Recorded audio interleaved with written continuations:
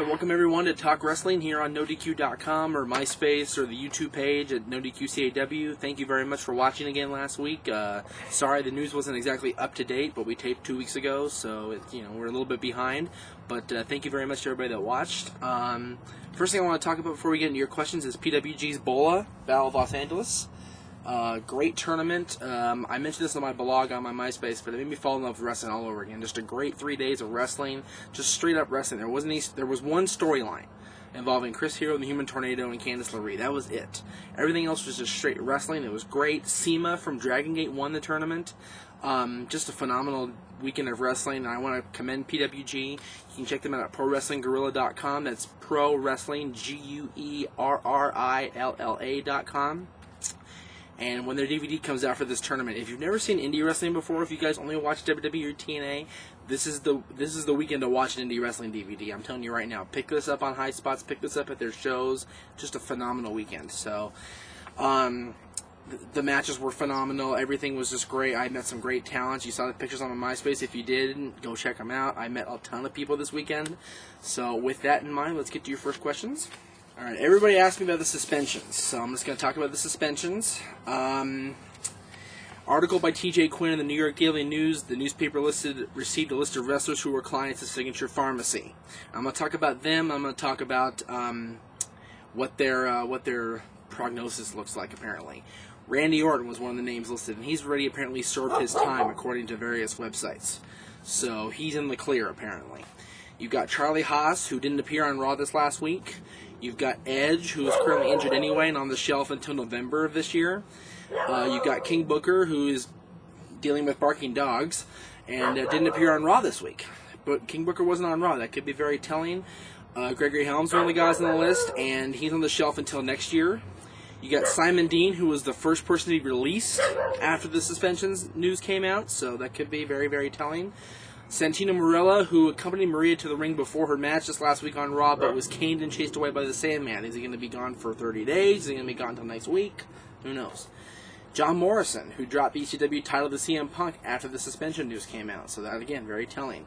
William Regal was on the list, and he was taken out by John Cena and replaced by Coach as the general manager of Raw. So, again, could be very telling. Mr. Kennedy was pulled off a house show over the weekend that the news came out, but he was still featured at the end of Raw. So, go figure. Chavo Guerrero was on the list, and he lost to Rey Mysterio in an I Quit match at the tapings of SmackDown. And Umaga was also mentioned, and he dropped the Intercontinental title to Jeff Hardy and was taken out by Triple H and the Notorious Sledgehammer. ESPN added Batista, who categorically denied the rumors on his website, DemonWrestling.com. You got Funaki, who didn't appear on SmackDown, but what else is new, quite frankly. And Chris Masters, who also didn't appear on SmackDown. So a lot of the guys that were on this big list that came out with Signature Pharmacy weren't on TV this week. Or were on TV and were taken out of TV as a result of their actions. So it could be very interesting to see what happens with the suspensions. But I think that WWE is going to follow through with this. I think that's smart of them to do so. I think that WWE is finally going to take this wellness policy and actually enforce it, which is good. Congress is saying, oh, it's not enough. You got to do more again. They're doing plenty. They suspended 10 top WWE superstars, in my opinion. I mean, a lot of these guys are still mid-card, but a lot of these guys, like Edge, like Randy Orton, who already served his time, like John Morrison, like William Regal, like Mr. Kennedy, like Umaga, and Batista, if he does get in trouble, is a big deal. So, just something to think about, kids. This one's from D. Jones. With Ric Flair on SmackDown, do you think he'll ever get another title run? I know I'm probably just living in the past, but hey, Hogan got the title from Triple H not so long ago. Do you think Ric Flair would make a good champ? Should he get a chance at number 17? Well, first of all, it'd be number 21. Let's make that very clear. I've mentioned this before on XMV and Ringside Insanity and all that. He's had 20 different world title reigns. This would be number 21. But with him apparently quitting SmackDown this last week, or apparently quitting SmackDown a few weeks ago, and just now the news being leaked, I don't think if he does go back, he'll get a title run. I don't think WWE trusts him. That's just my honest opinion. I don't think WWE will trust him anymore. So, no, I don't think he'll get a title run at all. This is from It's Not a Phase, It's a Lifestyle. If the Amazing Red and Jack Evans were ever to have a run in the WWE Cruiserweight division, do you think that those two would have a good ladder match for the Cruiserweight title? In my opinion, it'd be one of the best Cruiserweight matches I would have ever seen. I don't think Amazing Red will get a shot in WWE, quite frankly. I think Jack Evans might one day. Amazing Red, time has kind of passed as far as being a mainstream superstar, because he was in TNA for a while and he was really, really over, but he hasn't been on TNA in some time. So I think if he ever had his chance, it was, 3, 4, 5 years ago when TNA first started. Jack Evans is still a great indie standout. He was a part of the Battle of Los Angeles this last weekend, and he had a phenomenal first-round match with Pac, not X-Pac, but a guy by the name of Pac, and he was in a big 12-man tag match at the last night of the tournament. Just phenomenal match. I think that if either one of them had a match for the Cruiserweight Championship and a ladder match, it would be a great match. I'd love to see them in a ladder match regardless of the Cruiserweight Championship being involved. It would just be a really good ladder match between those two, just like for maybe a number one contender spot in an indie show or something. It would be really cool. This is from Zombified. What do you think about Michael Cole? He's been in the WWE, WWF for years, but he's the only one who hasn't gotten in the ring. Do you think that's in his future? No, I don't. I think that Michael Cole is going to be strictly an announcer. He's been following the business for a number of years before he got involved in WWE, and quite frankly, I don't like Michael Cole. I really don't. I've never liked Michael Cole, and to put him in a ring would be a disaster. It would be a joke. It would be really, really silly. You've got guys like JR who grew up in the business, was a referee for a while, did announcing for a number of years. He's been in a select few matches, if you want to call him that. You've got Jerry Lawler, who's a legend in the business. You've got JBL, who was a great WWE champion in his time. You've got Joey Styles, who was the voice of ECW for a number of years and grew up in the business as well. And you've got Taz, who was a great ECW champion and a great WWE superstar. Michael Cole does not belong anywhere near a wrestling ring unless he's doing an interview. Do not put him in the ring. I wish these dogs would stop barking. I really do. They drive me crazy. But, no Michael Cole in the ring. Bad idea.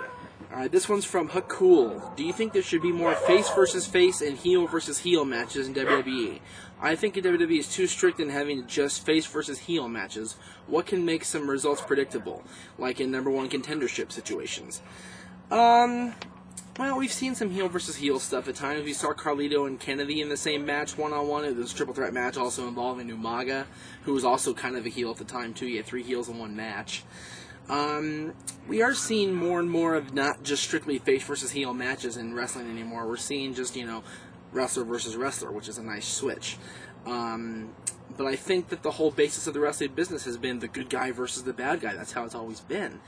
And I think for them to take away from that would be a mistake. I think that, if you're going to have bad guy versus bad guy, what's the point of rooting for anybody? You don't like either one of these guys. Why are you going to root for one guy over the other one?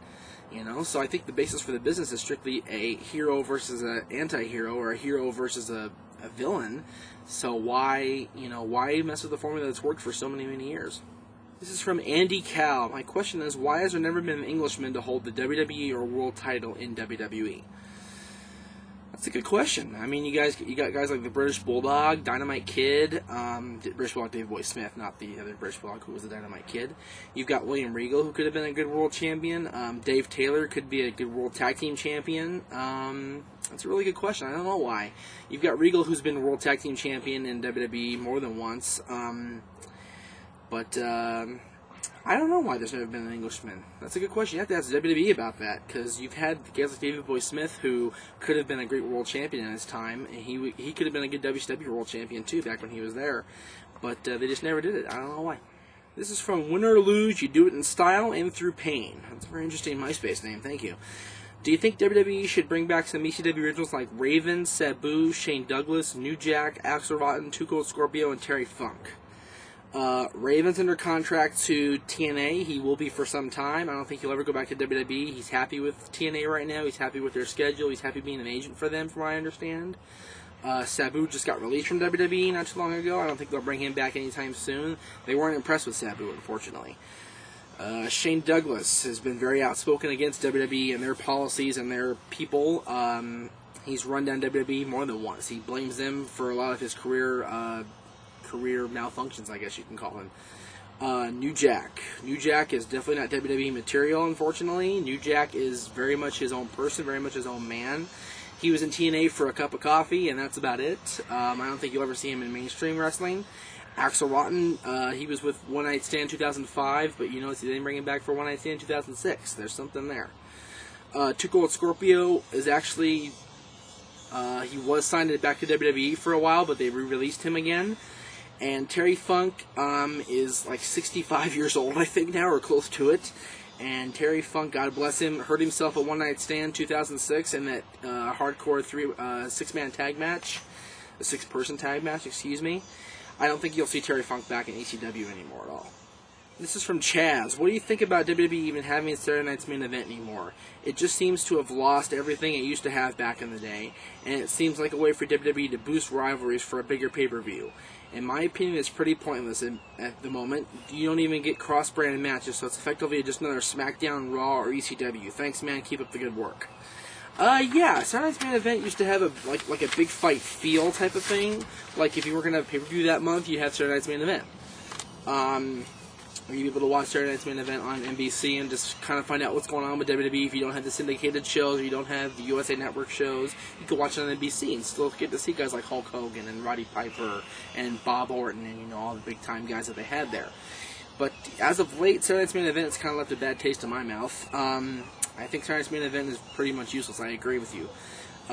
They don't really use it to do any cross-brand matches, which is kind of silly because you don't have that big fight atmosphere.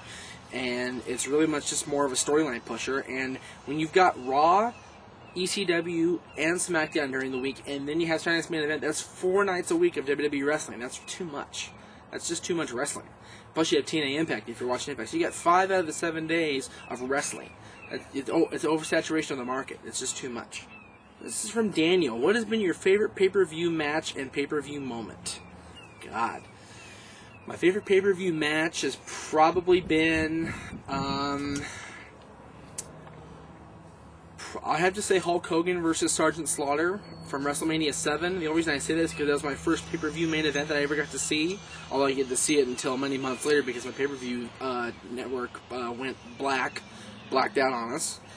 My favorite pay-per-view moment has probably been ECW's first pay-per-view when they came out in 1997. Just seeing them make it and seeing them make it to the big time and make it on pay-per-view, that was really cool for me to see. All right, this is from one of our first fans that we ever got on the MySpace, Kristen. What's your opinion on the Boogeyman? I love him, but I hate the way he keeps changing his look. I think the original look was the best. I also think he should get a push in ECW. I'm not a fan of the Boogeyman. Don't like the gimmick whatsoever. I think it's kind of a joke, to be perfectly honest with you. I think it's very much a sports entertainment gimmick and not a wrestling gimmick. It's too much. The fact he's eating worms and making other people eat the worms, and just the whole thing is silly. If he got rid of the worms, I might like it a little bit more. Just because his whole persona is very eerie, it's very creepy. But I think the whole worms thing just pushes it over the top and makes it just completely unbelievable. I think it's really a joke. Thank you for the question, Kristen. This is from Proud to Be an American. Do you think Owen Hart will ever be inducted in the WWE Hall of Fame, and why is it taking WWE so long to do it? The reason Owen Hart's not been inducted into the Hall of Fame is because nobody from the Hart family wants to accept his induction. His wife has been very much adamant against him being inducted to the Hall of Fame. She doesn't want anything to do with the company anymore. She doesn't want to go and accept the award on his behalf, and the Hart family is respecting her wishes. They don't want to be involved if she doesn't want to be involved. And I think that's very nice of them.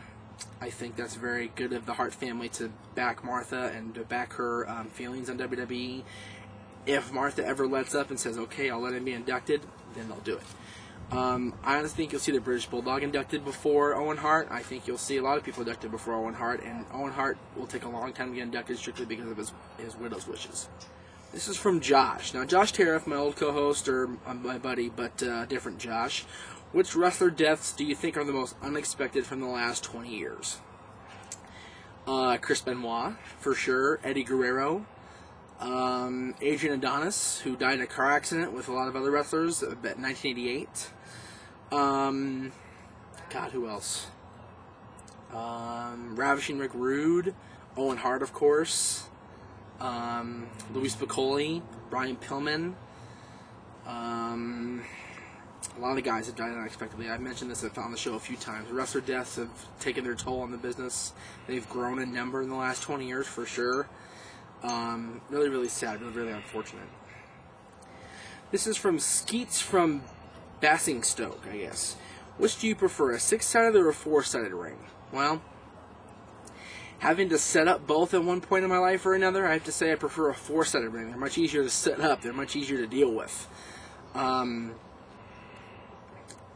As far as the in-ring work, I don't prefer either one. I like them both just the same. Six-sided ring kind of leaves innovation to the wrestlers and leaves the wrestlers to do more things. But the four-sided ring is more traditional. You get a better traditional feel with the four-sided ring. I don't really have a preference one way or the other. I like them both just as equally. But setting up, I like a four-sided ring a lot better. This is from our buddy Cactus Capo. I was just wondering what your thoughts on Dustin Runnels Rhodes' character Black Rain. It seems kind of out there, much like the Goldust character, but this one is more evil and dark. Just wanted your opinion. I haven't seen it yet.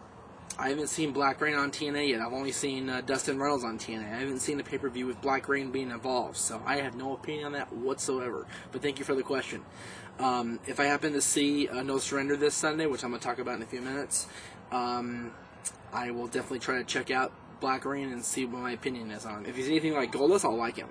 But apparently he's more evil and twisted than Goldust, so I'll have to wait and see what my opinion is.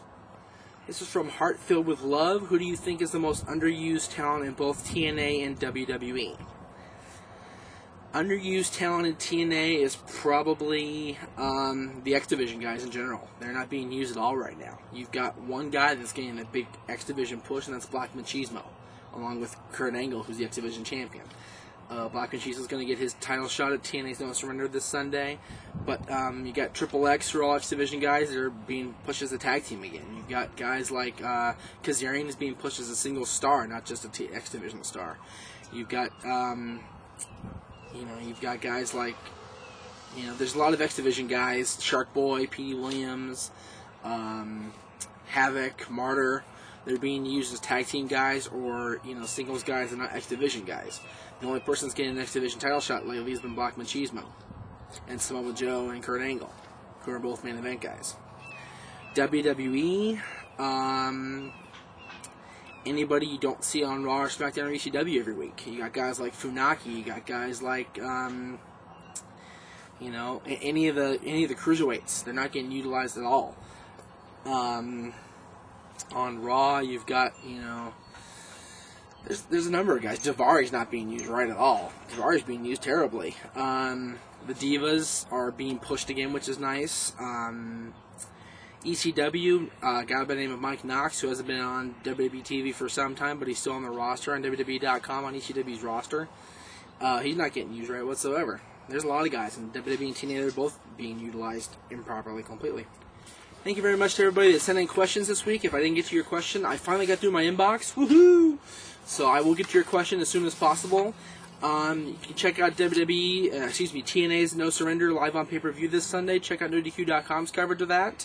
Somebody will be covering it. You got Kurt Angle versus Abyss, Kurt Angle and Sting versus Team Pac-Man, Kurt Angle against Jay Lethal, Joe versus Cage, Rhino versus Cowboy James Storm, Frankie Kazarian versus Robert Roode, Chris Harris versus Black Rain, Dustin Runnels, and you got a 10-team gauntlet match. The winners will get a title shot at Down for Glory.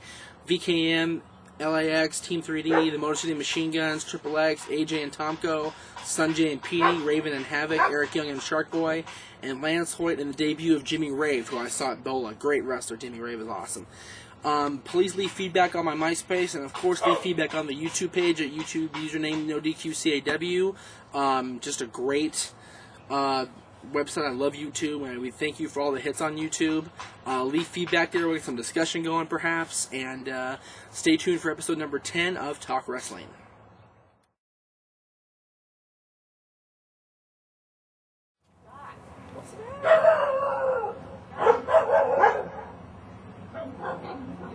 What's the matter, puppies?